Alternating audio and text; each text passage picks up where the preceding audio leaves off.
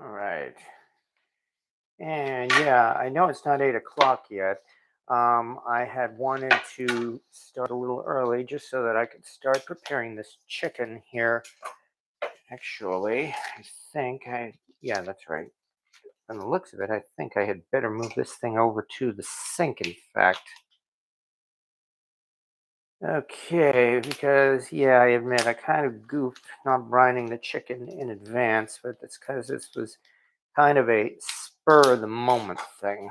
Let me get this over to the sink and continue from there.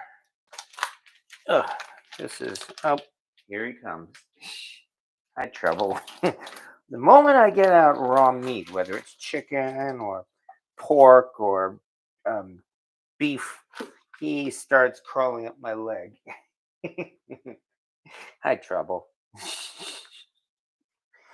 Gee, is there something that you want, I wonder? I wonder, whatever could it be? Uh, man, boy, this thing's still frozen on the inside. Okay, I was of the impression that this was thawed out. Actually, that's still not going to be a real problem. As long as I can get this thing out of here. Yeah, yeah, I know trouble. I know. Honestly, trouble. Mm, Oh, good grief. And any moment now, I think. Yeah. Oh, good grief. I wasn't expecting this. I thought this was completely thought out. Well, then I'm gonna have to a little bit of cold water. And there we go. That helps. All right.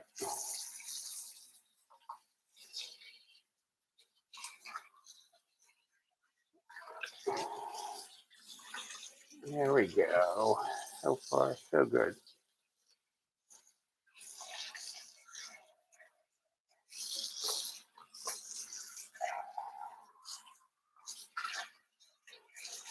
And there. That's much better. I got this stupid pop out thing. Now we're good. All right. There we go. And that's why I started this early. Rinse hands. Okay, that's better.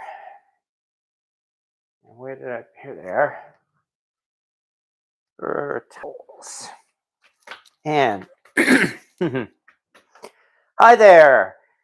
Welcome everybody once again to Cast Iron Wednesday, which of course is something of a tradition here on YouTube. And I know I say this every week, but that's largely because, with any luck, hopefully there's somebody new here showing up for the first time tonight.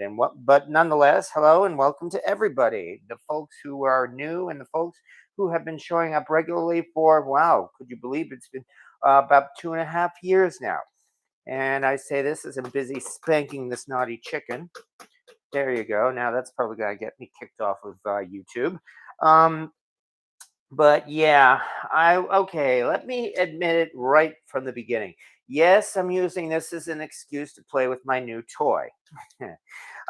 Because I had been planning or thinking of doing a cake tonight because, Valentine's Day is coming, but we still have a couple of weeks yet in order to do that.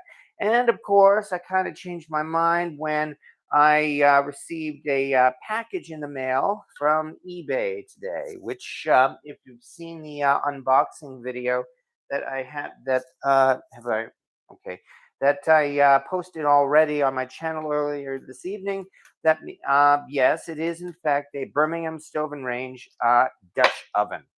And I have just got to put this thing through its paces. So that means tonight we are making one of my favorite dishes and a very simple one, Dutch oven chicken and rice. So yes, I had to thaw out this chicken as best as I could. And well, it looked like there was actually still a little bit of ice in the center, but that's okay because cooking it in a Dutch oven will thoroughly cook the chicken, and there should not be any problem at all. And besides, I'm going to check the temperature anyway. So, um, but yeah, and one okay, and actually, I should mention right now.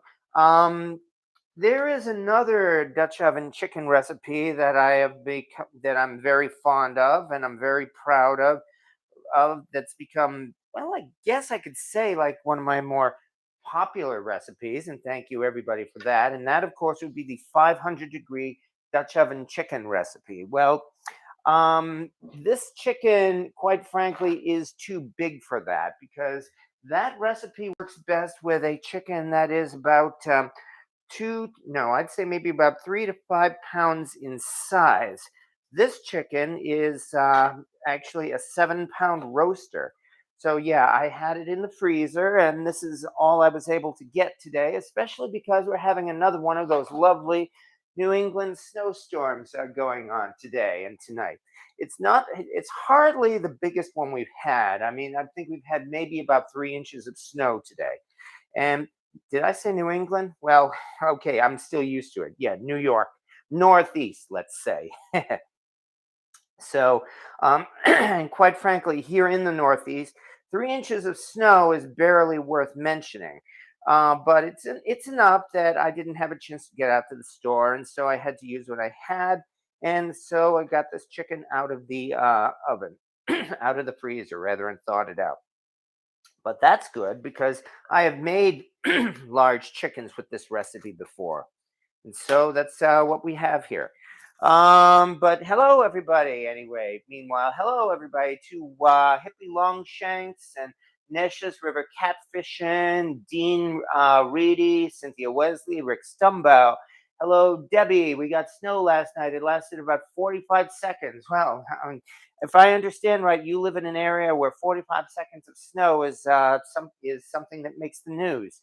Um, So yeah, looks like a turkey. Yeah, I know. Well, this is one of those 7 pound roasters, the kind that I picked this one up because it was on sale when I got it. It was 99 cents a pound. So yeah, I didn't want to miss out on that chance. And anyway, as I said, it's a good excuse to you to get this yeah, to cook this tonight. So that also means I'll say one last thing is that of course the topic of this is going to be Birmingham Stove and Range tonight because obviously it's only not only because of the Dutch oven, but hey, we can never there I can never stop talking about Birmingham Stove and Range. So this is really an excuse to talk about BS&R yet again. So I'll also be more than happy to pull out my BS&R pieces for anybody who has questions and wants to see them. If you don't have them already, did you still get giblets with this chicken? Yes, actually, this one was a full-blown roaster. There was a giblets bag, and there was even one of those pop-out thermometers, which I always throw out. The giblet bag, unfortunately, still had ice in it. So yeah, this wasn't completely thawed, but as I said, I just ran some cold water through it, and that helps. And anyway, again, the whole point is cooking by temperature. So so there won't be any risk of that, and also it means there's no risk that this thing's going to spoil in these few minutes. But while I'm saying that, let me pull out the star of the show this evening because yes, I was amazed at this. I mean, I seem to buy from cast iron on eBay maybe at the rate of one piece per year because I was looking at my eBay purchase history and I see that 2 years ago I got a cast iron lamb cake mold, which is good because Easter is going to be coming. Last year, I actually splurged and got that BS&R Century Series. No, actually, it was a Red Mountain Series 14-inch skillet, which I ended up using as a prize in a giveaway contest. And well, it's only January, and yet here I am this year here. I was lucky enough to score this Dutch oven. That's because I've said it before, and I will keep saying it. eBay is overpriced, and I do not recommend buying cast iron on eBay unless you actually get yourself a genuine good deal there. And as it turned out, I'm glad to see this seems to have been a good deal. But I'll find out, of course, once I put this thing through its paces. But anyway, yeah, and here it is as well, a Birmingham Stove and Range Red Mountain Series Dutch oven. And the lids are interchangeable. They will work on both their skillets and the Dutch ovens. And of course, with a BS&R pan, you can tell it's a BS&R because of all of these, because of all these little dimples underneath instead of the spikes that you see with the lodge with a lodge lid. And furthermore, with the Red Mountain series, I mean, they obviously started out. I shouldn't say amateurish, but I mean, they did a lot of things by hand, including putting these things in by hand. The pattern that they put these dimples in was completely random, and you can safely say that no two Red Mountains or lids are alike with this pattern underneath. Meanwhile, I was astounded to see that based on the writing on the the size number, the 8A, that this apparently is indeed a handwritten hand scribed Dutch oven from their earliest series of Red Mountain pans, which means this is from the 1930s. In theory, some BSR collectors say they may have been producing this as early as the 1920s. So we've got a pot here that's almost 100 years old, and yet, good grief, this thing is. I was surprised at the good condition, partly because the guy who sold this, I mean, he did a remarkable job seasoning this thing. That's why I'm going to be using it right away. I mean, this thing is obviously meant for cooking. I mean, this thing is well seasoned. And the other thing I mentioned already is that when I put my hand in and felt this, oh my, whatever. This is the one of the smoothest surfaces I've felt in a cast iron pan. I mean, this thing easily rivals my Griswold Dutch oven. I can feel that it's the smoothness is the entire bottom, but also all along the sides, except that there is actually a noticeable boundary where where the metal is a little bit rougher, maybe about an inch or an inch and a half all along here, and that has to mean that the factory actually took the time to polish and grind this down. And I know this was done by the factory because simply because it's so smooth. I don't see any signs of any grinders or anything like that. And it also has the mill marks, as they call it. You know, that lovely swirly pattern in the center, which indicates it was done at the factory. And finally, underneath, we have the 8A logo here on the bottom. Oh yeah, the shadow of my camera, in fact. I've got to be careful with that. The 8A logo here. And I wasn't sure if this is also a handwritten logo, although there are a couple of indications that it may very well be. So yeah, I'm trying not to brag too much about this, but as I said, I'm really excited to be able to cook with this. But nonetheless, as I said, this was the Red Mountain series of cast iron pans, which, again, I mean, they made these things from even the 1920s all the way up to the 1960s using the same design, and that's one reason why there are so many of those Red Mountain pans out there. Even today, they're not too difficult to find. And it's entirely likely that a number of the people in this chat right now have a Red Mountain in their kitchen at this moment, whether it's a skillet or a Dutch oven or something else. So, and William Hurt, I think that 8 is handwritten. So yeah. Okay. Um, okay. I've got to get this thing into the oven, but and there's a lot more to talk about, of course, because there always is. So that's the other thing I like. This is one of the first recipes I don't know if I can call it my own because it's so dang simple. But I started doing this almost immediately after I got my first Dutch oven, which in fact was a Lodge Dutch oven. And in fact, let me pull out a Lodge Dutch oven right now. This is not the very first one lot Dutch oven that I got, but this is a modern day, um, careful, 5-quart Lodge Dutch oven. And yeah, let me see if I can get the angle here right so that you can see that this Lodge is definitely at least half an inch or more. Maybe even, I don't know if it's a full inch, but it's definitely taller than the BS&R.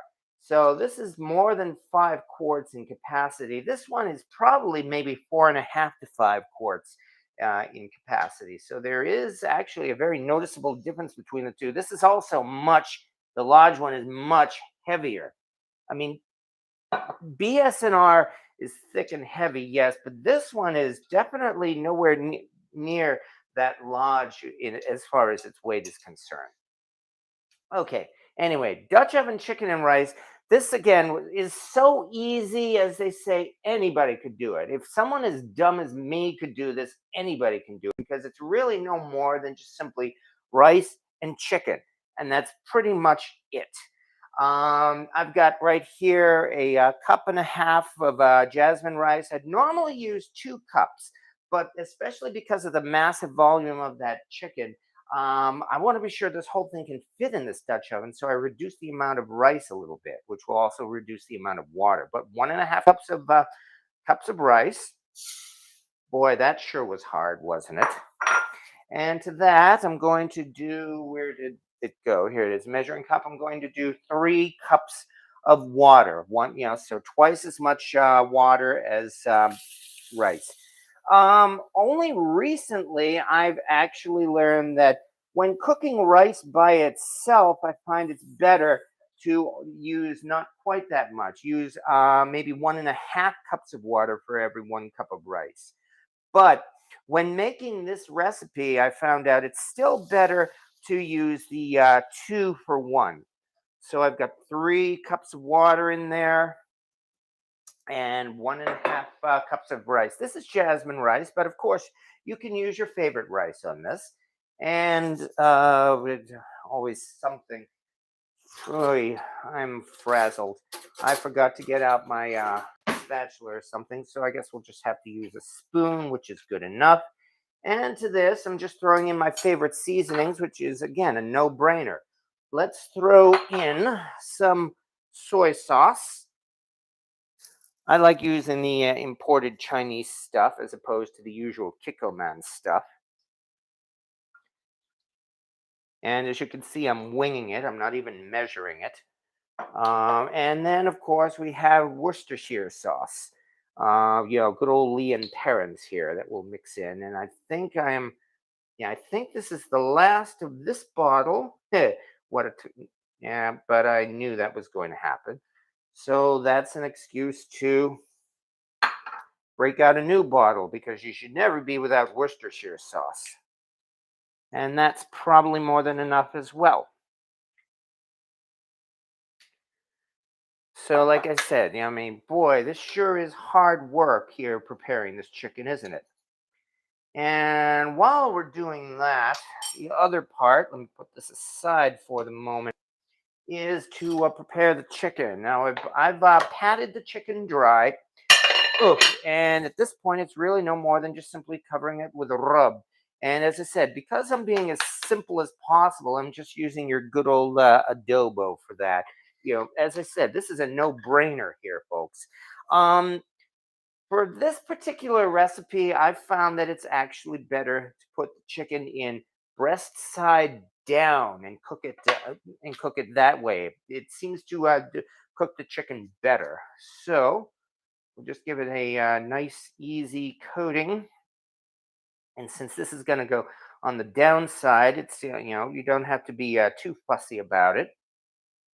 Of the adobo, and I think I need better dry this off once again because a little bit of liquid has collected still. Let me pat this dry one last time. There we go. It's going to steam in the oven anyway because it's going to be cooking with a closed lid. It's not going to be an open air chicken here. But that will help to cook the chicken more thoroughly and, well, probably faster too. Especially since this is such a big and heavy chicken. I would say that's probably the best way to do that.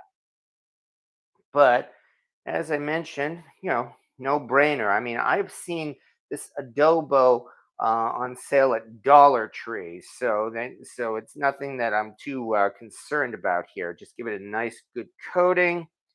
I might even throw in. Oops, don't forget the underarms. In fact, I think nah, I'll just leave that as is. In fact, I might even throw in some extra black pepper because I love black pepper.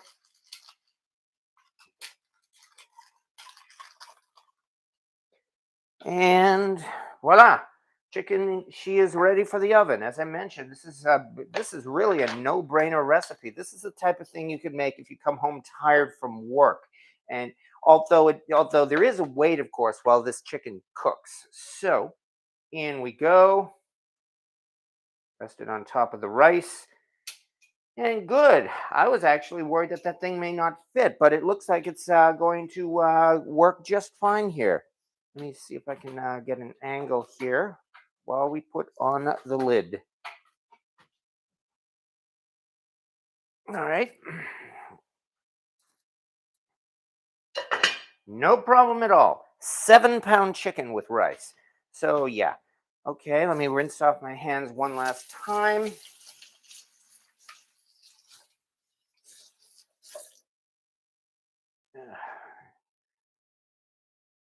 Cloth.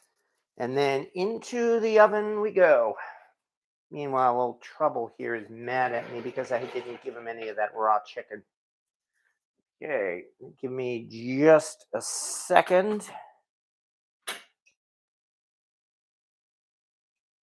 The oven is preheated to 375 degrees. And in we go, and we're good. Bam. And now we just leave it where it is for an hour and 15 minutes.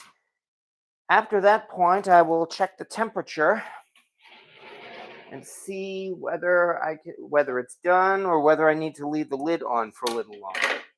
And then I will just simply leave it uncovered for a little bit in order to crisp the skin.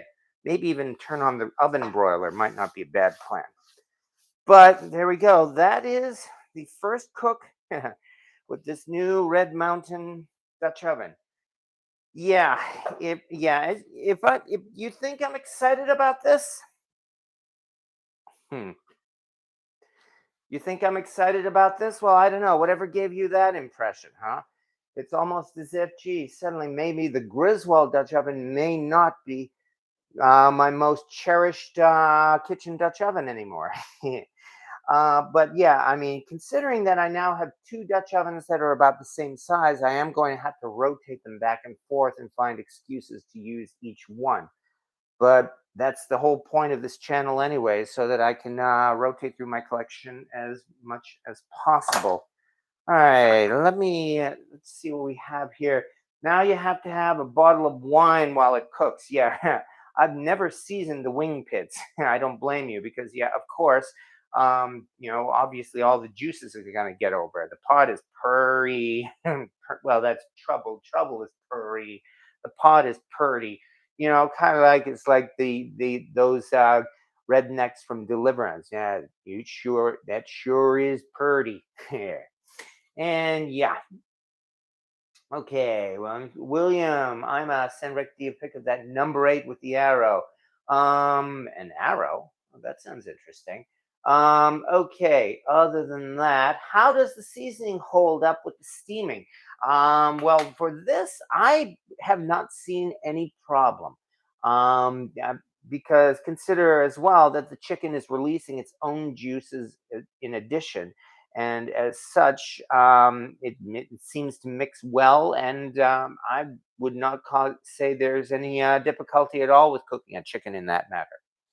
Um, One other thing about this particular dish too, is that between, I mean, as I mentioned before, I'm using this instead of the 500-degree Dutch oven method because that chicken is too big for it. But there is one big, real reason to cook this particular dish as well, and that is you're cooking the rice with the chicken, and that means you get pagao.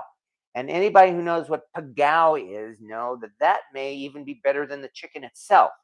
Yes, because when you cook the chicken and rice in this manner, when it comes out of the oven and the chicken is out and it's served, not only do you have a pot full of cooked rice to serve with it, but you've got the caramelized crust of rice that covers the bottom and sides of the Dutch oven. And in as you know, in many parts of the world, they call it pagao. I believe that's either Spanish or Portuguese, and I think in the Middle East they call it tadig. But either way, if you've had pagao, you know what that is. Caramelized rice, especially seasoned with the chicken, that is a delicacy. That's the type of thing that kids fight over when they make the chickens and when they make chicken and rice. And it is also the type of thing you never see if you don't cook your chicken in a heavy pot like a cast iron pot, for instance. I mean, I know it's easy to cook this chicken and rice in, like, say, a glass dish, for instance, but you will not get that crust of caramelized rice like that. And that is another good reason to make this dish in cast iron. I've been making this dish, as I said, since I pretty much since I learned how to cook, which means for the past 12 years. And I've gotten comments from people that they've enjoyed it as well.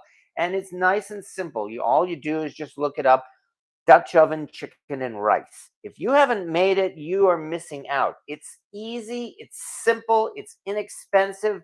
The most expensive part is the chicken. I know these days the cost of everything's going up, but you can still get a deal on chicken. I managed to. And yes, that is going to be Dutch oven chicken and rice. And since I've been talking so much, this thing's going to be in the oven until looks like maybe about 9:30 or so. Which, well, I will manage that. That's okay. Yeah, we Hispanic call it pagao, exactly. So, all right. Anyway, New York, Pennsylvania is having antique group come to fairgrounds. Hmm. York, oh, that's York, Pennsylvania, huh? Oh, this is the first I've heard about this. I'm gonna have to look this up. It sounds interesting. And so the second and the third, that's a week from this weekend, isn't it? Next weekend. I may have to consider that. Okay. But as I mentioned, it's more. I mean, we still have an hour to kill anyway, and as I promised as well, the topic of discussion tonight would be Birmingham Stove and Range, and for good reason, because I wasn't kidding when I said that there are always things to talk about when it comes to Birmingham Stove and Range or BSR. I've been on something of a kick of BSR the last couple of weeks. I've made some short videos focusing on BSR pans, and that was an excuse as well to break up my big oval roaster, or correction, my BSR fish fryer. I mean, it's easy to call it an oval roaster, and really there's nothing wrong with that. Um, the one I have also happens to be the Red Mountain series, and those who know will know that the Red Mountain series had those. Actually, instead of just talking, give me a second. Let me bring it out so that we can do some show and tell here. And here's a nice thing about having a wireless mic. I can keep on talking as I go into the other room here. Okay. Ugh. But here we are. This, of course, is what we're talking about. The Red Mountain Series oval fish fryer, the Sportsman fish fryer, in fact, that came as an accessory to the famous Sportsman grill. Let me move this down here so that you can see the cast iron rather than my ugly face. There it is. And the mouse. But yes, the as I mentioned, the oval fish fryer here, which is about 17 inches across and about 9 inches wide, which is a nice big area here, because essentially what this thing is really is this is a cast iron skillet. It just happens to be a skillet that's wide enough to fit over two burners on your stovetop. But that means you've got a massive amount of space here that you can use. As you, I did I did biscuits and gravy just the other day in this pan, for instance, and it's easy enough as well. You can cook, your usual, your bacon and eggs and pancakes, or just make massive amounts of pretty much anything. What have I made? I've made mac and cheese in this, for instance, and as you can see, you get a huge amount of it.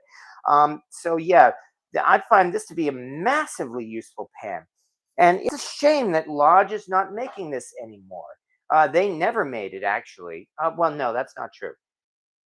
BS&R went out of business in 1993. They passed on the design of the Sportsman Grill to Lodge. For a brief period of time, about 10 years, Lodge made the the deep fish fryer and lid to go with their Sportsman Grill and with the Wildlife series. They never, as far as I know, they never made the shallow fish fryer. Of course, Lodge does have their own big pans anyway.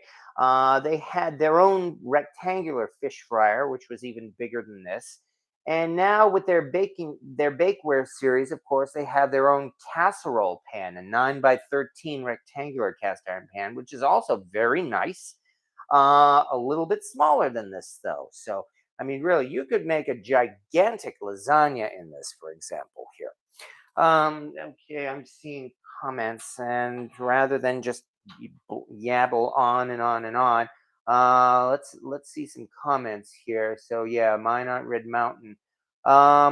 Still wonderful. Did BSR produce any series before Red Mountain? Well, the company had been around since 1902. I think that's right. Yeah, as you can see, I don't have the dates memorized, but since about 1902. And yet the Red Mountain series apparently officially went into production in 1930. So they must have made something for 28 years before the Red Mountain series premiered. They were making stoves, of course. Their initial company was Atlanta Stove Works, and that really was the focus of their company. Their big thing was making stoves, wood burning stoves.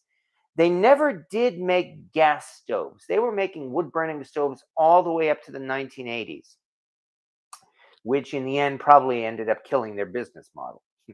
But they were making stoves all that time as Atlanta Stove Works, and there are. It's also known that there was a big fire that severely damaged their Atlanta factory, and it was at that time that as they were rebuilding from that fire, they opened up their new foundry in Birmingham, which became Birmingham Stove and Range. And they were also producing what they call hollowware to supplement their stoves, which meant not only were they making cookware, but they were making other accessories as well for the stove. So, um, and and again, they were doing that for the longest time, but there don't seem to be any real records, or also a lot of their records have been lost, unfortunately. So nobody really seems to know what the earliest hollowware and pans produced by Atlanta Stove Works were. Kind of like Blacklock from Lodge. Nobody can positively identify a Blacklock because there are no actual records of what they made and what the actual Blacklock looked like. There are some guesses as to what Blacklock pans are, and it seems likely that Atlanta Stoveworks were probably producing these same types of pans, as I said, at least as early as the 1920s, and they must have made something before then. But because there aren't any real records, all we can do is guess. And that's why the BS&R historians and experts, and I'm not one of the experts, I've asked for advice from those experts a number of times, generally assume that the handwritten series of cast iron pans that we see in BSR are generally believed to be the first generation of the Red Mountain pans. Okay, so yeah, and they were making it like that until about maybe until around the 1930s or so, when they actually standardized those marks and were producing patterns and molds with those marks already prepared. So that's when they became more professional looking, I guess you could say. I brought out my Red Mountain. Actually, here we go again. Let me go and get out something else. Yeah, that's right. Let's go and bring out this Red Mountain pan here. One of my other favorite kitchen users, and that is my Red Mountain number 8 skillet, which has an 8C mark, number 8 size, and it was mold number C or letter C on it. And I guess, yeah, I mean, I haven't yet done this yet, but maybe when that thing comes out of the oven, I should compare this 8 mark to the 8 mark that is on that Dutch oven there. But this one is definitely with the more standard lettering and font used by BS&R. So I would date this anywhere from maybe at the earliest, the late 30s or 1940s, and it could be anywhere all the way up to the 1960s or so. But this is a typical Red Mountain skillet, which is really not that difficult to find either if you have some patience. Antique vendors now, of course, these days, who will look for anything that they can try to jack up the price on, are beginning to recognize BS&R. I'm actually seeing BS&R labels in some antique vendors and at places like Brimfield and the like. And of course, when they actually have a name to go with it, that's when they start jacking up the prices. So that's one reason why I'm certain I got that Dutch oven at the price I did, because it did not identify it as BS&R. They simply called it an unmarked Dutch oven. And that was when I knew I had to jump on it. But okay, going down here, we didn't know, and won't ask questions. Who's not asking questions? Well, if it's personal stuff, okay, no, we don't need to ask questions about that. But if it's about cast iron, I mean, please feel free to ask questions and feel free to answer questions. I was thinking Iron Mountain. Iron Mountain would be that Griswold series, where they briefly produced those unmarked um, pans and Dutch ovens, and and they say it was produced in the 1940s. The 1940s were when the Griswold family sold out, and the company was then sold to an investor group. And that was also when they changed the Griswold logo from the large logo to the small logo.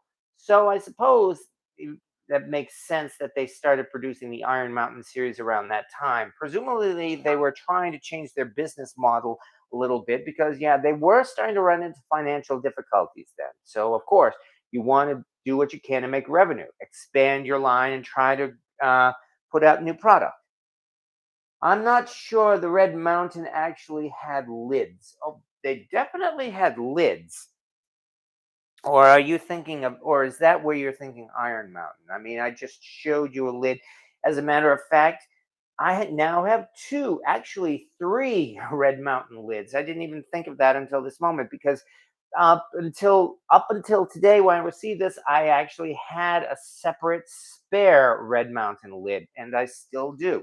Oh, let me run back. I can see this is going to be a habit tonight, isn't it? Let me run back here to the rack. You've seen that rack. I've shown it enough times.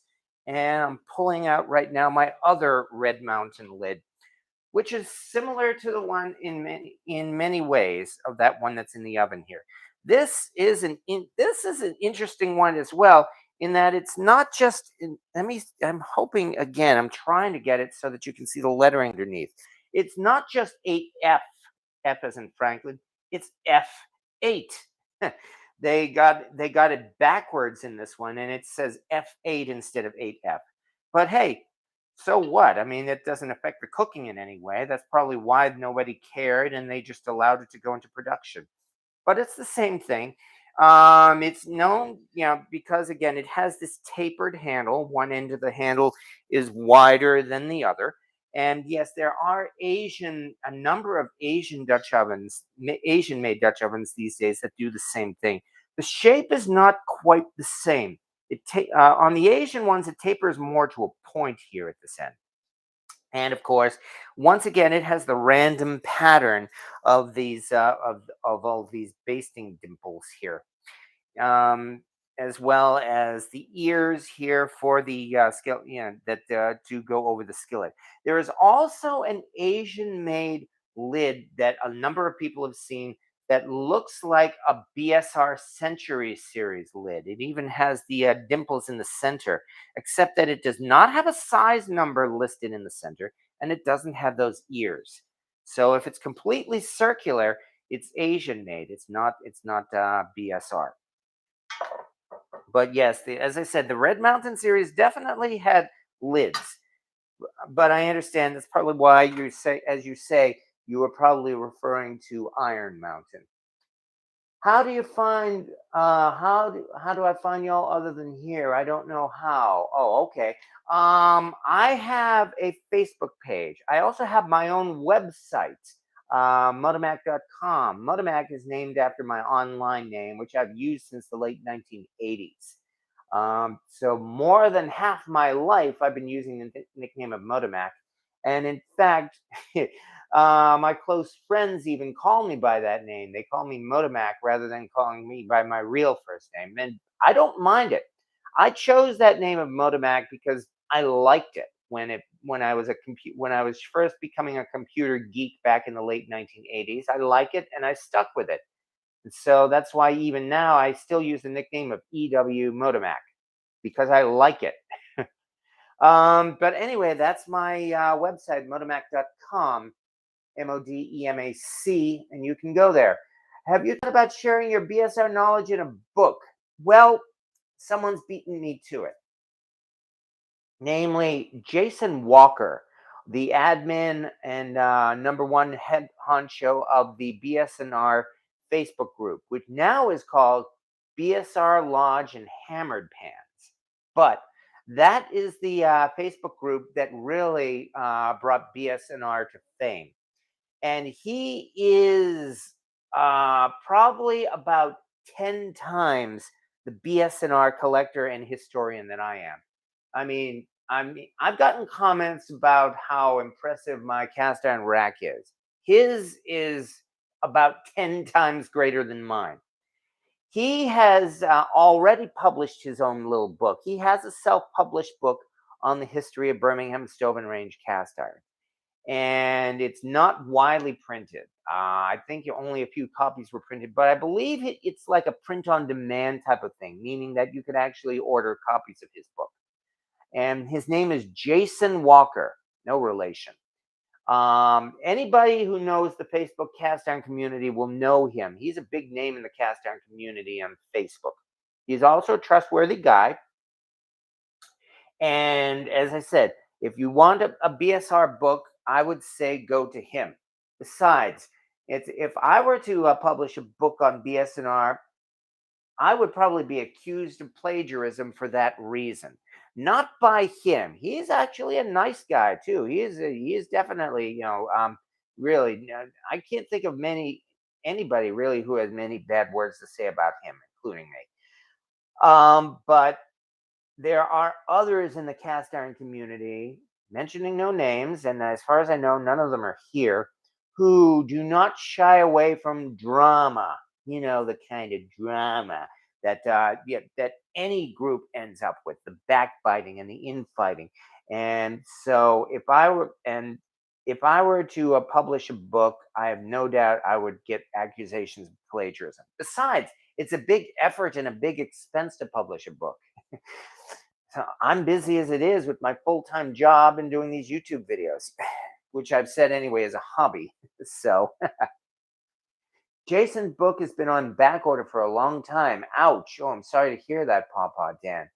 All right, well, maybe we should mention something about that. Can you tell when my Century Series skillet was made?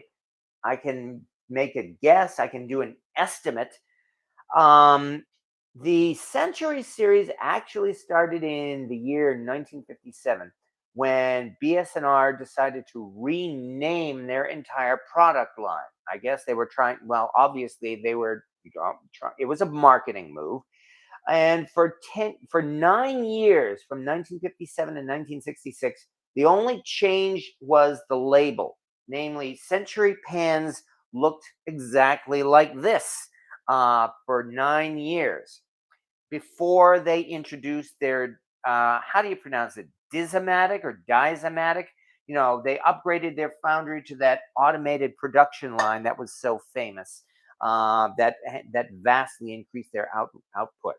But yes, the earliest Century Series, there's no way to tell if this pan here, for instance, might have been sold with a Century cookware label or a Red Mountain label. But because we don't know, we just assume this is a Red Mountain. But anyway, in regards to your pan, okay, well, let me see. If your pan, you have, of course, you have the NO. Hey, how about this? Let me dig out. Here we go again. Number 3. Well, that's because I set it up in the kitchen tonight rather than setting it up over here by the rack. But hopefully, I'll be able to do another video here by the rack. But nonetheless, okay, I guess it'll be this one. This is a BS&R chicken fryer I'm bringing out. And the chicken fryer, of course, had a smooth bottom, whereas the skillets had have the heat ring on the bottom. On the other hand, of course, this is a Century Series, and it has this marking number 8, the NO number 8, and the size number. And this one also has a Made in USA mark. Not all of the Century Series pans made after, 1966. Not all of them had a Made in USA mark. Many of them did. And again, without knowing, it's easy to just assume that it was made during those 2 years between 1966 and 1968. Who knows? But anyway, if you have a Century Series pan that looks like this, it seems likely that it's almost certain that it could have been made anywhere from 1966 through maybe the early to mid 1970s. Because in the 1970s, they added 2 markings to their pans. Hey, guess what? I just realized I better go and get one more pan, which I should have done this in the first place. I didn't even think about this.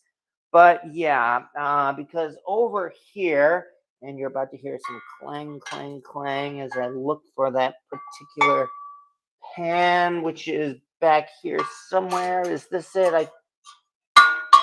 Did I call it? No, I didn't. This one is a Griswold Iron Mountain here. But somewhere here, oh, shut up. Somewhere here, I've got one of those later pans.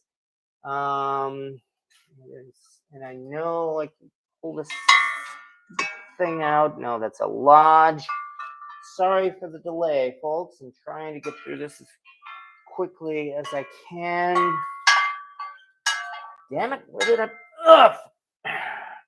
Okay, let's see. Here's the Griswold. Here's a Wagner. Here's the Iron Mountain. This one is an unmarked Wagner to Lodge. Really? Seriously? Okay. Last time. Here's another Red Mountain. Where the hell did I put it? I apologize once again. Let me see. This one over here. There. Damn it, why can't I find it? Could have sworn I had it right here. That was the whole point of this rack. Okay, don't panic, folks. Or don't panic. Oh, shut up. Saying to myself. Last time, this, that, and the other. Okay, it's got to be staring me right in the face, but I can't seem to find it. All right, I apologize. I can't stay back here too long. Oh, sorry, trouble. All right, one last thing. Let me turn on the light here. How about that? I've actually been fooling around in the dark here trying to find this thing. Um, because I know it's here. I took it out not too long ago. Okay, Red Mountain. I may have taken it out, but I'm having trouble finding it. Damn it. At last. At last, I found it. I'm sorry for the delay, folks. Okay, but I hope I didn't bore you. At last, I'm sorry about that. This is a BS&R Century from the later 1970s, where they put some additional markings on it, specifically the mold ID number. That's that fancy number here on the bottom that says 1H2. And I believe that would mean, does that say IH? No, it does say 1H. Okay. I forget exactly how it works, but I believe this was like pattern number 2 on mold H or something like that. So yeah, if your pen has this kind of a mark on it, then it's definitely from the later 1970s to the 1980s. Ugh. So that's another generation there of the Century Series pans. However, I like this particular pan, by the way. It's got a really nice swirly mill mark on it. I mean, it's very visible and it's actually quite attractive in that way. Okay, I've wasted enough time and I'm sorry for the delay there. Hello, K Clock. Mine has no mold mark. Mold mark, you're saying? Oh, okay. So, in other words, yours would probably be, yours would look like this then. Okay. Does it have a made in USA mark? In which case, then I would say more likely yours is probably could likely be the from 1966 through maybe the early 1970s. That would be my estimate in that case if your pen looks like this. And yeah, oh yeah, let me show you something else about this particular chicken fryer. Look at the inside of this if I can show it right. You see all these markings here? There's a lot of flaws in this one. It's got little divots and even it almost looks as though it could be cracked. Trying to get the light on this right. There it is. And yet these are definitely not cracks. This is still a solid pan, all right. But this one definitely had some flaws when it went through its casting process. Okay. Thank you for your time, folks. I feel you have enough iron. You could perform Carol of the Bells with everything you have. Well, if you, I'm not sure how much of that clanging you heard as I was rummaging through the rack there. That much I could say. I'm going to be looking for me a chef's skillet as if I'm going to use it. Well, yeah, I would say really, I mean, I try to use as much of my cast iron as I can, with a couple of exceptions. But I would rather you look for something you can use, and same with me. I kind of splurged on this Red Mountain Dutch oven, yes, but as you can see, the first thing I'm doing is using it. So, okay. Got to run. And okay, well, best of luck, Val. Val's Black Cats rules. Papa Dan. Basically, I'm a BSR Lodge and Martin man. Have spent numerous hours studying their history and cookware. I'm familiar with Jason Walker. Okay. That's what turning around in my kitchen sounds like. Oh, you must have heard the clanging of the pans then. Bob S. I have a brand new, never used 14-inch skillet. I bought at Walmart on an impulse 2 or 3 years ago for $16. Nice. At that price, I'm suspecting you probably got the Walmart brand Ozark Trail. I bought 10 inches at the same time for $8. Looking back, I'm happy I had that impulse. Oh, I don't blame you. I mean, yes, the Ozark Trail brand from Walmart is pretty much everything bad that they say about Asian-made cast iron, namely that it's rough, it has like that sandpapery surface, and generally considered to be poor quality in that respect. Yet it's an excellent cooker. However, Ozark Trail also I will say that that is one of two instances where where one of my own pans shattered while it was on the stovetop. In that I got an Ozark Trail brand griddle, nice and cheap, for my friend Mama Bear, and she loved it, and she was using it, and as she says, I wasn't there, but she said it split apart right on the stovetop as she was using it. I mean, it gave this big bang and literally cracked into two pieces. So, um, and that kind of turned me off of Ozark Trail. Yes, I'm not saying that every piece of that they make is going to do that, but I have heard of that happening. As I said, that's happened to me twice, and you know the other time that happened to me was a Wagner chicken fryer. No, correction, a Wagner Dutch oven. And I'm not talking about the newer Wagners either. I'm talking about it was a Wagner drip drop Dutch oven. This again was several years ago. I had managed to acquire a Wagner number 9 Dutch oven.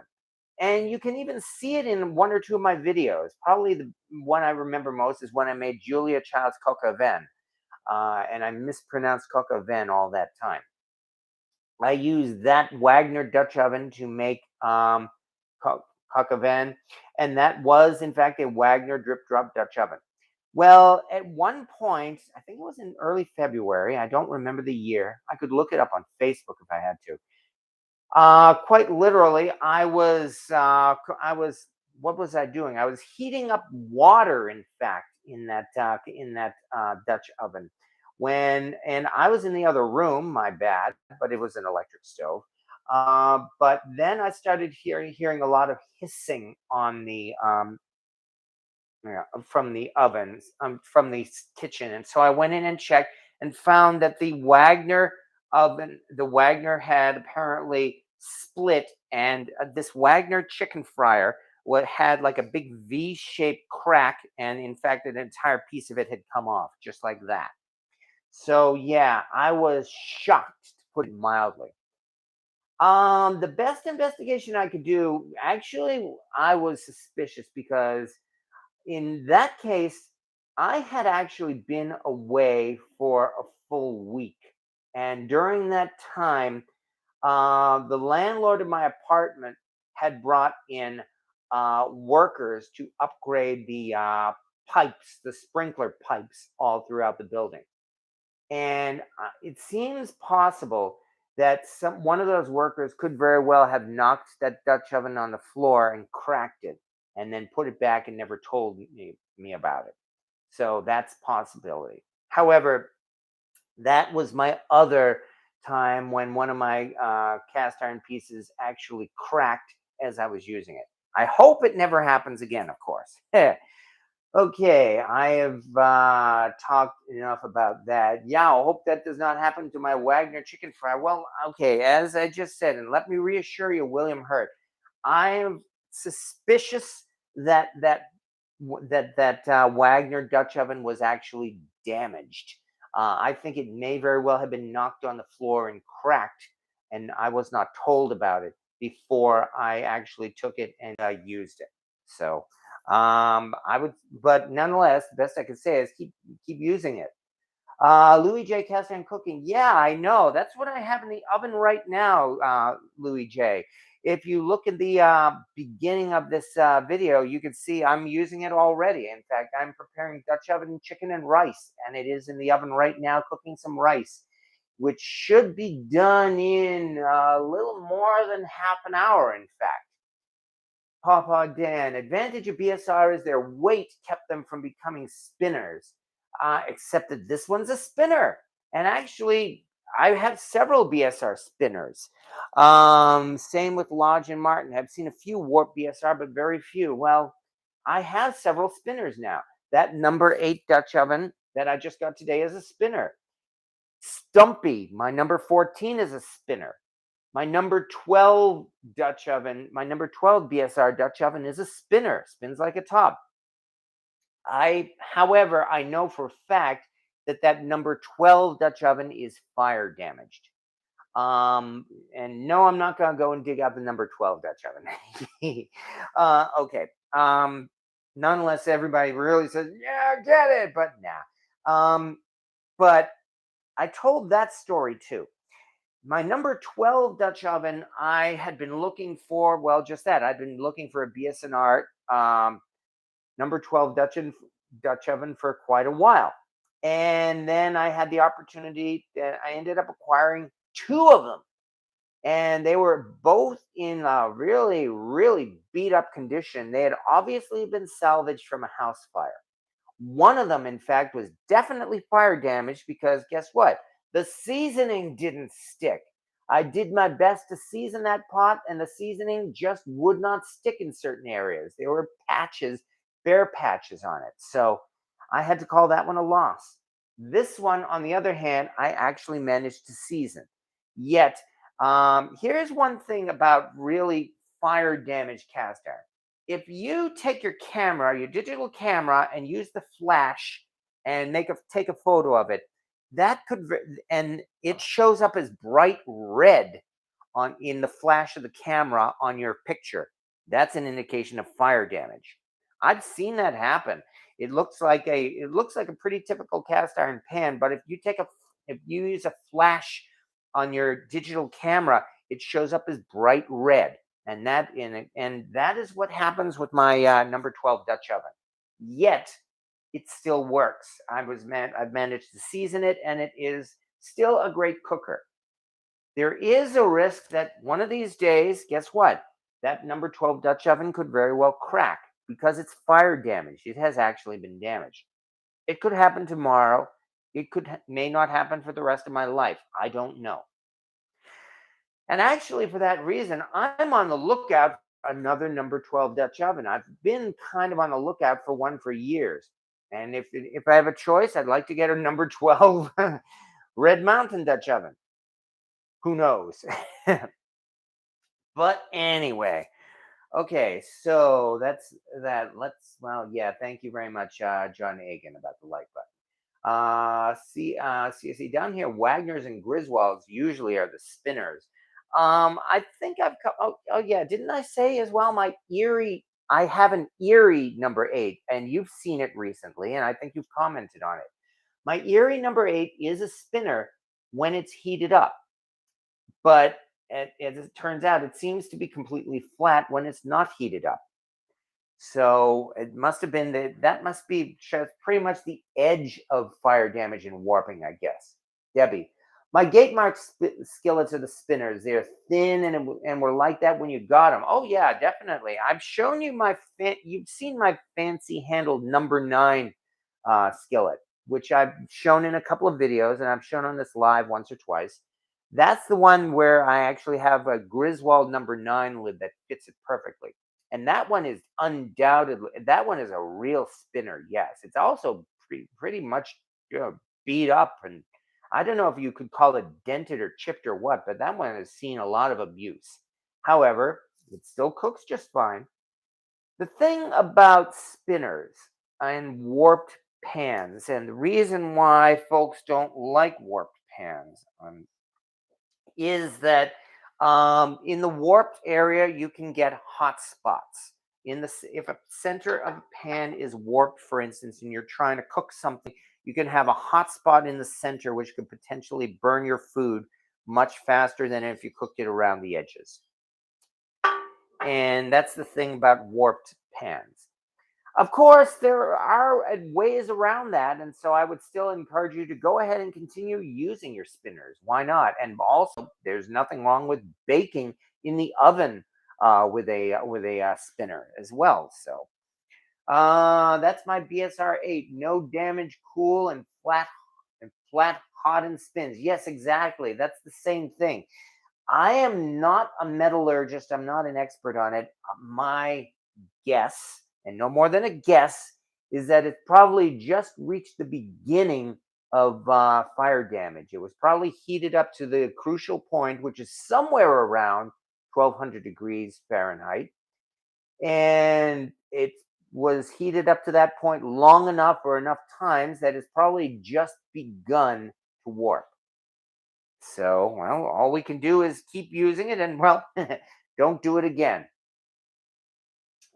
Rick Stumbaugh, my recent Dutch oven, Mark Wagner and Griswold sits flat. Well, congratulations. You mentioned that in the last live. Your Wagwald, the one with the dual logos, and everything seems to suggest you've got yourself a nice user there, and there's no reason why you can't keep using it for the rest of your life. So, Cynthia Wesley, all mine are dead flat unless I mess with them, I bet. My not why one notch 12 spins when hot. Yes, yeah. As you can see, it's not a one-time thing. It does happen. Yes, and this actually is one of those things that people get into arguments over about. Over what? Over throwing it into the fire. Oh, I clean my cast iron in a big fire, or I clean it in my fireplace. And they also say, and all of my pans are as good as new. They've never been fire damaged. Uh-huh. Yeah, and funny how most of those folks who say that, they don't actually want to show pictures of their cast iron. But there's the thing. Remember what I told you? Kind of keep that trick in your head, folks. Use a digital camera. If you take it with a flash, and if you see a red coloring on it, well, that's a sign that it's definitely been gone through a fire. Does a heat ring protect against warping somewhat? It might. Um, Heat rings, of course, were meant to fit better into the stove eye of an oven, and to conserve heat and keep the heat from getting out. Um, but if you have, like, say, especially a glass stovetop or even an electric stovetop, you figure the heat ring is probably resting on um, the rings, I guess, and absorbing more of the heat. So it could provide some protection, but I'm not sure how much. Probably the best thing I can say is if you have an electric stove, don't ever heat a cast iron pan on the maximum level of the maximum heat of your electric stove top. I learned that myself. I warped my large cast iron wok that way. My wok is a spinner, or at least it wobbles. And I've shown you that before. You know, that big 14-inch wok that I'm so proud of. I actually managed to warp it because, yeah, I made the same mistake that most people do when they first learn how to cook in cast iron. I was cooking way, way too hot for far too long. And as a result, I warped my wok. I got your checklist. Chicken isn't ready yet. The smoke alarm hasn't gone off yet. Yeah. Touche, Randy Duffy. Oh yeah, you hurt me with that one. But yeah, if if most of your recipes include the step to blow smoke away from the smoke detector, then you might have cast ironitis. Chaos hasn't started yet. Yeah, well, so far things have been doing pretty good. We'll see what happens when that chicken comes out of the oven. And I guess that's the nice thing about talking about cast iron is that there is less possibility for chaos. As much as I like chaos, there's some chaos I would prefer to keep away if possible. Low is medium and medium is high. Damn right. And besides, if you heat a cast iron pan on medium for like about 10 minutes or so, that's hot. That's hot enough to sear yourself a steak. After I learned how to use my electric stove top on cast iron, I would use I the most I would ever heat up my cast iron to would be like maybe about 7 out of 10. That was really all I would ever need anyway. You just let it sit, and that gets it hot enough to sear a steak or stir fry in a wok.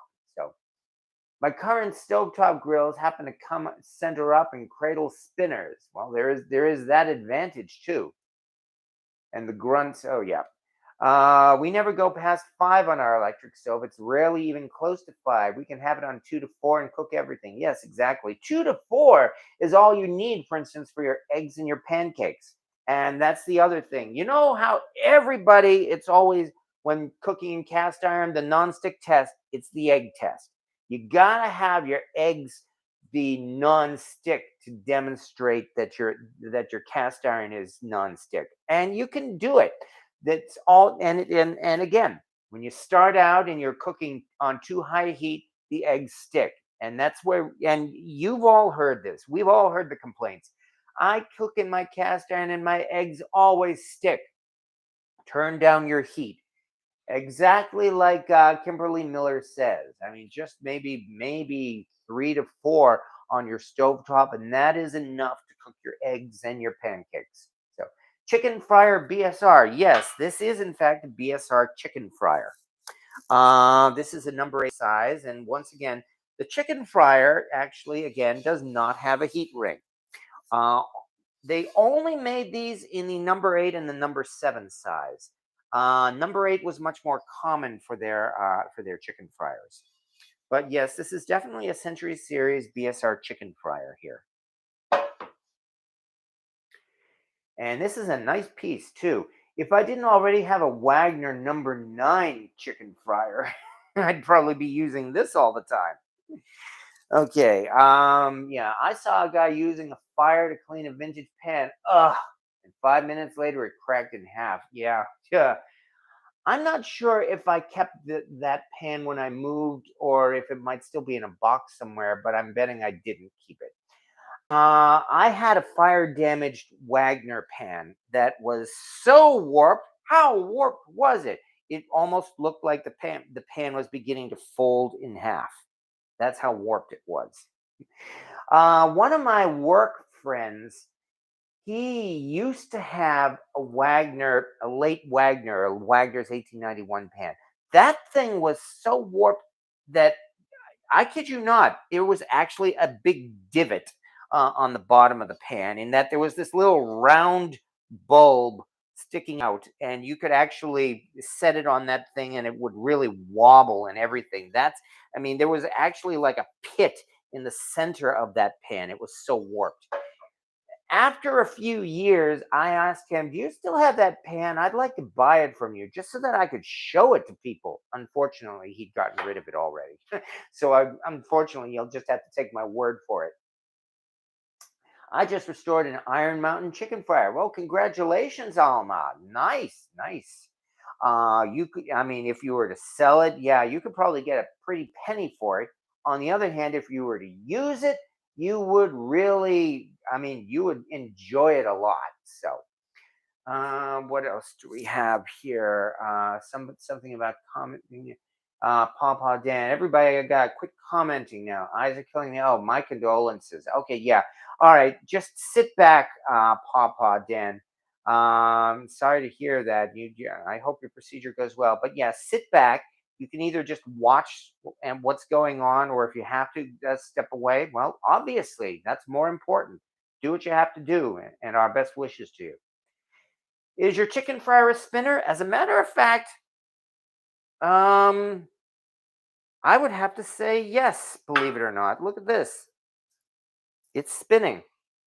It's not a serious spinner, but yeah, it's a spinner. So yeah, yet another spinner. I have a BSR that was never used, but it's a spinner. Yeah, exactly. So it does seem to be that thing. I mean, in my earliest days, I once proclaimed that BSR pans almost never warp, and boy, I was wrong about that. It seems like their bigger pans are more likely to warp. For a while, I had a BSR number 12 that was also a spinner.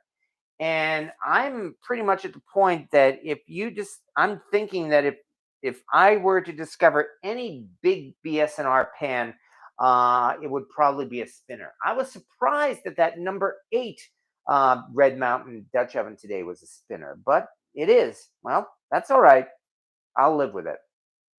Do you want to know why do you like BS&R over the others? Well, number one, they're fantastic cookers in the kitchen.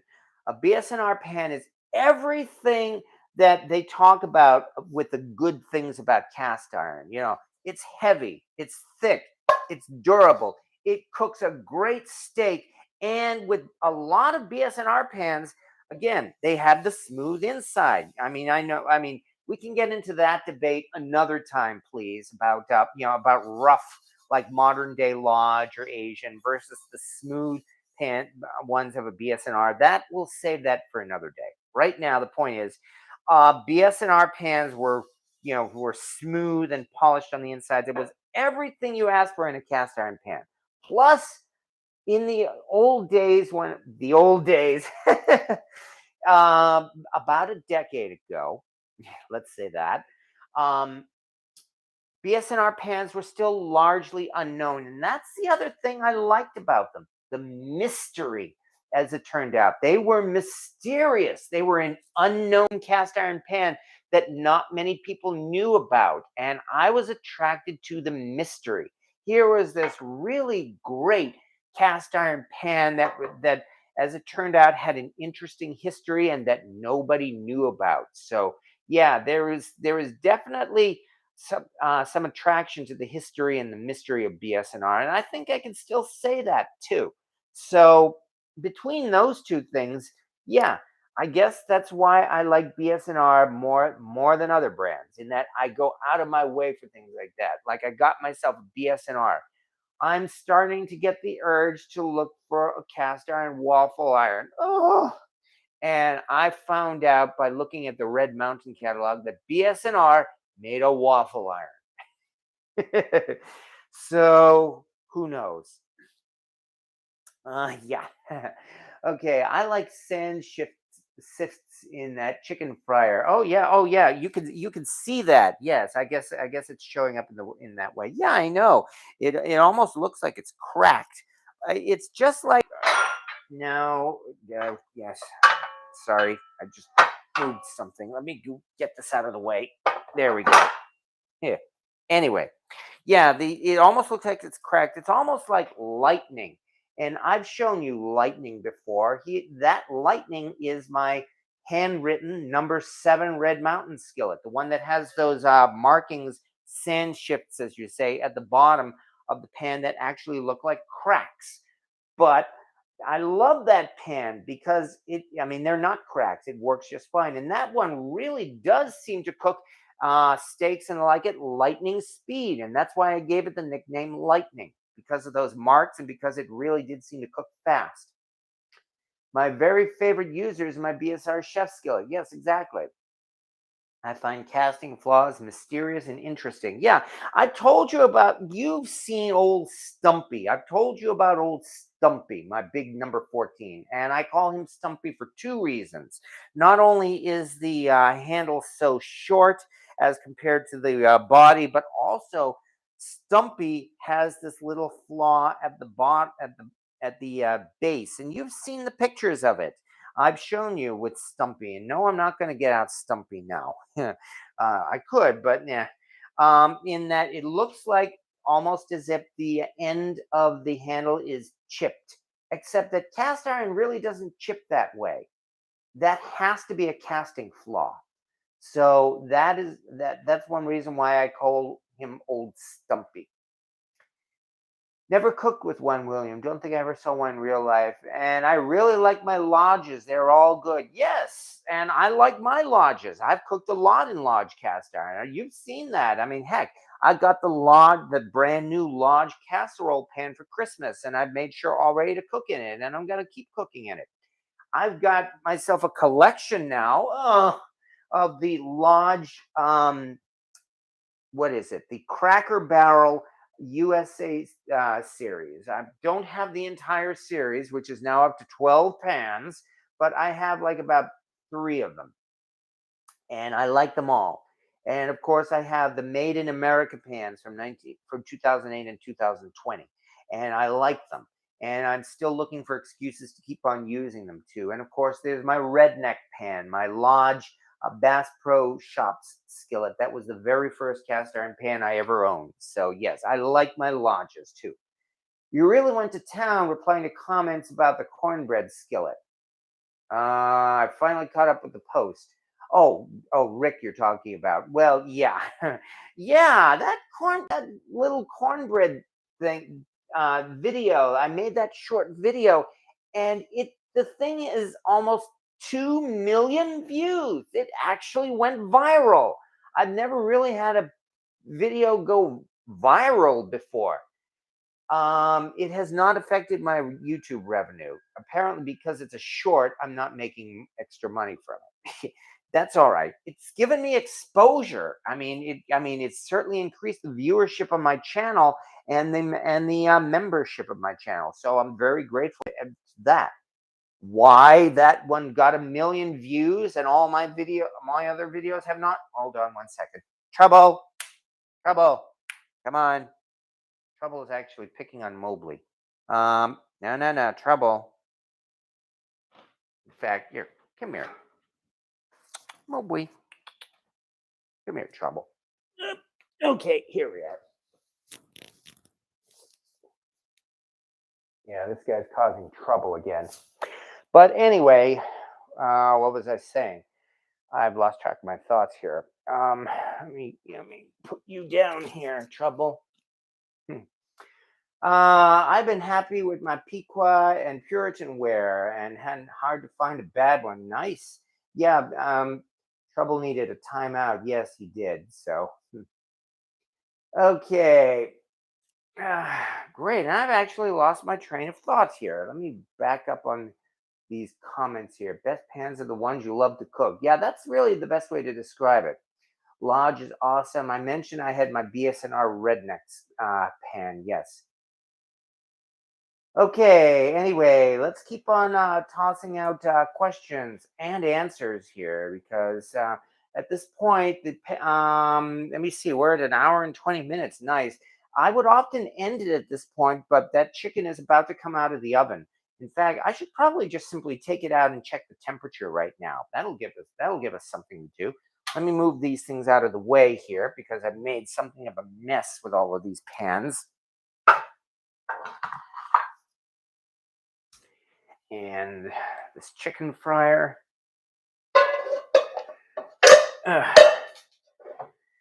And now we have to dig out a trivet because this is going to be one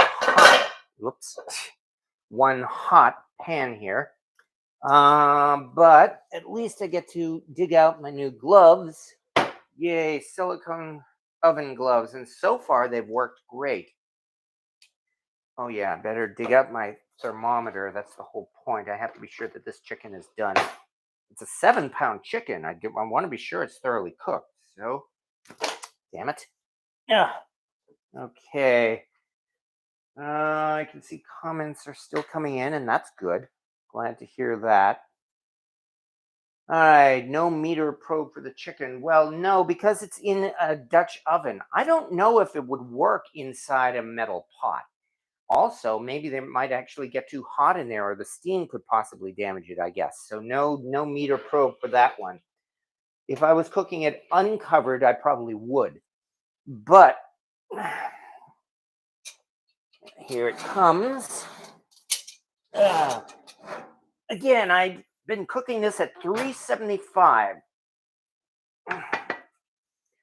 Let's pull in here so you folks can see it.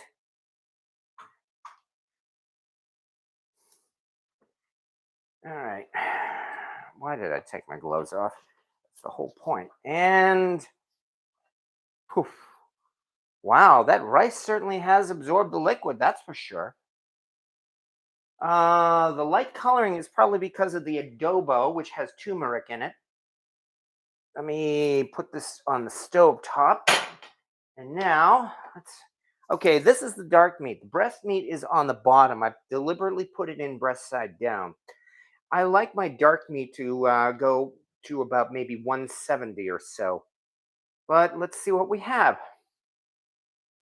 And we have, let me find a place. Whoa, juices are definitely coming out, that's for sure. Whoa. 199, 200. Well, it did just come out of a steam bath too. But this one's also saying 186, 187. I would have to say this chicken is done.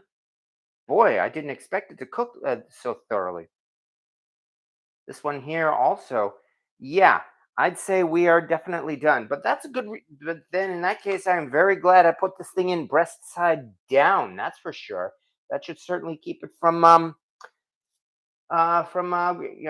drying out. Which means there we go. Let me dig out my camera, of course, because hey, this is the days of the internet. Better get in this money shot here. Click, click, and no, I don't want to take a picture of the butt. And click. There we go. All right. But that was good. Now you're cooking with gas. Yes, exactly. But that also means I can turn off the gas. My first cast iron and only vintage pan is a no-name Wagner, inherited from grandma in '04. Well, there you go. It may be a no-name Wagner, but it's a family heirloom. So that is something to be proud of. And that's good. Yeah. Pretty much no matter what your cast iron is, I'm gonna say good things about it. I mean, I really would be hard pressed to find a situation where I would say bad things about any pan that any person here owned. So, however, what I need to do is dig out. I think I will use one of these wooden bowls, and I better dig out my tongs. And let's do this. Whoa, holy crap. Yeah, okay. Concentrate, dude. I do not want to get myself in trouble here. I already have a cat named Trouble. I don't need any more. There we go. Okay, good. Okay, this is still sturdy. Now, let's see if we can do this right. That was easy. Up and down. There we go. Yeah, definitely. If I keep doing things like that, boy, you can bet that YouTube is going to ban me. So better watch myself. But nonetheless, oh, hey, check this out as well. There's a chicken-shaped imprint in the rice. ah, but you know what else we have here? Remember what I was saying earlier? Let me see if I got this. And we have some anyway. We have some of the pagao. Oh yeah. Gotta try some of this. Mm-hmm. Oh yeah. This is why I love doing Dutch oven chicken and rice, because you can fill up on the rice even before you can get to the chicken here. All right, last thing is I should turn this chicken over and check the breast. White meat. Oh yeah. As I said, I don't want to get in trouble with YouTube. Oops. Crap. Oh well. That's my fault.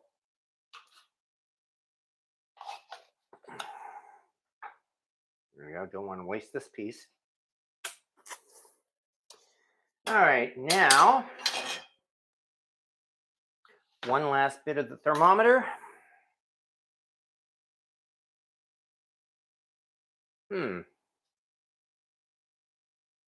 Oh, that's interesting. This thing has actually dropped. Now I'm at 118, 117. Okay. This one's here says 125, 124, 123. Okay. This thing may not be done yet. That's why I wanted to check it. I mean, I suppose it's because of all the steam that the top was really seemed to be cooked like that. But yeah, this one here, well, over here it says 133, 132. But either way, looks like this chicken is not done yet. Let me turn that heat back on, because you don't want to take any chances. Okay.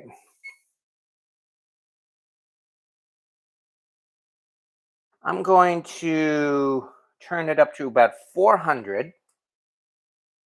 And I guess I'll have to get this thing back in the pot. And I'm going to put it in the pot uncovered. Careful. Wow, look at all that liquid. And just put it back in. And that means it will now go back into the oven. But that's why I'm glad I checked. Anyway, I think we'll probably call it a night as well, because, certainly did. Oh, good. This part's cooled off a little bit. Certainly did what we wanted to do, because here is a chicken. I'll just keep it in until the temperature, it reaches the right temperature, and there we go. But nonetheless, we get to see the behind the scenes. Yes, exactly. Photo shooting session. Yep. Well, you asked about chaos. Well, as you can see, here's some chaos. This was certainly unexpected, namely that the chicken is not done yet. Well, then we just put it back in until it's done.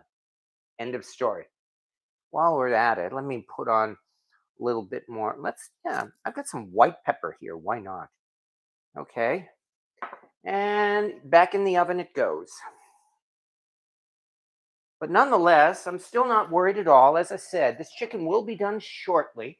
I mean, after all, it is at about 130 right now, so it's not going to take long to get it up to 165, especially since it's already hot and the temperature is already rising. But there we go. Nonetheless, stir the rice so it cooks where it was under the chicken. Yeah. Who's going to eat all that? Well, it's going to take me a few days, I'll say that much. So get that skin crispy, exactly. So that's why I put it in without the cover, in fact. Well, that's good. That means one last thing before we go tonight. Let's take another look at this lid. Here it is, which is still hot. Get my gloves on. But here is the handwritten lid. And yeah, I'm stoked about that. I put a picture already on the in that YouTube video. I should probably post a separate picture of this script underneath on my Facebook as well. But yeah, here it is. So here is the new, so-called new, Red Mountain lid, and here is my other Red Mountain lid, which is not hot. And they certainly look identical. But here we go. That's I've acquired yet another piece from Birmingham Stove Range. When skillets have a lip all the way around, are those the skillet tops? Um, I'm not sure I understand. When skillets have a lip all the way around, those are the skillet tops. You're talking about the ears on this thing, I think. This is meant especially for the pour spouts. This is the colder lid for the pour spouts here on the skillet, because the ears, of course, they fit especially over the pour spouts. And yeah, that's another thing about BS&R. BS&R is the only major manufacturer that I know of who put a pour spout on their Dutch ovens. And that's an easy way to identify them in an instant. And yes, again, I don't know if they did it especially to fit the lids, but nonetheless, that also helps that the lids will, lids will, with the ears, will completely cover the BS&R Dutch ovens. Made one like that today, and then it was almost done. I put it under the broiler to get the skin crispy, which is, well, I've got it in at 400 degrees, so that should indeed crisp the skin as well. So, okay, learn from my mistakes. Yeah, actually, I am not ashamed to say that. I have said this from the beginning. I'm an amateur. I will always be an amateur. Oh, the temperature just hit 400. I will always be an amateur. I am not a professional. I'm not a chef, because I've said enough times, I'm self taught. Everything here I've done, I learned how to do myself. I've received a lot of advice from a couple of chefs, also a lot of advice from the internet. Boy, that says a lot. I did my research. I looked on YouTube, but it's gotten me this far. And the best I can say is what I say every week, that it's been a lot of fun. That's really the biggest thing. I mean, I've enjoyed the heck out of cooking. So, yeah, I make mistakes. I make them on a regular basis. And if you learn from my mistakes, good. At least somebody learned. That's the best I can say there. Um, I don't know about a pro collector. I mean, like I said, yeah, Janet Batista. Good night. See you all guys tomorrow at Louis J. Yeah, you're doing a cast iron Thursday, and I've dropped by there a couple of times. So yeah, that's Louis J. Cast Iron Cooking. But yes, we'll see you all tomorrow night. As for me, though, I just have to wait for this chicken to be done, and then I will probably be going to bed as well because it's Wednesday. It's snowing here in New York, and I've got work tomorrow. Ugh, but I've enjoyed this tonight, and I can only hope you folks have enjoyed it. Um, the best I could say is that we'll keep on cooking. Hello, Granny Graham, and good night. We'll keep on cooking, and we will do it all over again next week. So, and once again, good night, folks. Thank you for everything. Thank you for showing up. That's the most important thing. So, as I will always, as I keep saying, then you folks here have a good evening, and we'll see you next Wednesday.